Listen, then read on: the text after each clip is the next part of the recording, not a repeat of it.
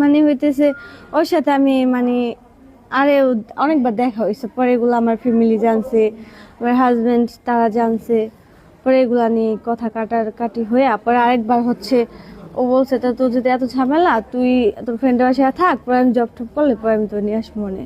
পরে একবার আসছিলাম, পরে আমার জামাই অনেক কান্নাকাটি ব্যাপার আমার নিয়েছিল, পরে আমি আর সাথে কন্ট্যাক্ট করি না, পরে ও আবার আমার সাথে কন্ট্যাক্ট করছে, পরে আবার এই যে এখন আসছিলাম 1 মাস আগে। সজীব আমি বলতেছি যে তুই এভাবে এভাবে বলবি, হ্যাঁ আর বিষয়টা এত গাড়াইবো না, তাহলে এত কিছু হইব না, তুই আর আমি যদি ফ্রেন্ড বলি তাহলে মানে যে আমাদের সাথে যেটা হয়েছে তাইলে ওটা মানে মানে মামলাতে যাইবো না। পরে আমি এই জন্য এগুলা বলছি। তিনজনের ব্যাপারটা আর একজনের ব্যাপারটা কেন হলো? ও আমার বলছে বেশি বলবি, বেশি না বললে নাকি এই যে কি জানি পাবলিক নাকি, পাবলিক না তো প্রশাসন এটা গ্রাহ্য করবো না। এটা কে শিখে দিছে? এই সজীবে এগুলা বলছে।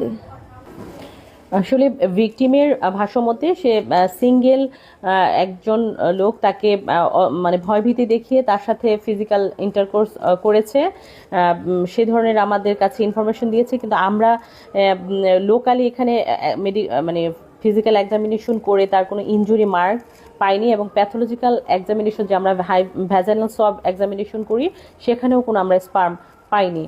কিন্তু যেহেতু পেশেন্ট মাল্টিপ্যারাস এবং তার 2টা বাচ্চা নর্মাল ডেলিভারি হয়েছে এবং অনেকদিন সে একটা বৈবাহিক সম্পর্কে আছে, সেক্ষেত্রে এবং পেশেন্ট যেহেতু সে নিজেকে নিজে প্রতিহত করার কোনো ব্যবস্থাই নেয়নি, সে প্রতিহত মানে সে রেজিস্ট করেনি ভিকটিম অ্যাকিউজডকে, তো সেক্ষেত্রে তখন ইনজুরি নোট কিন্তু নাও থাকতে পারে।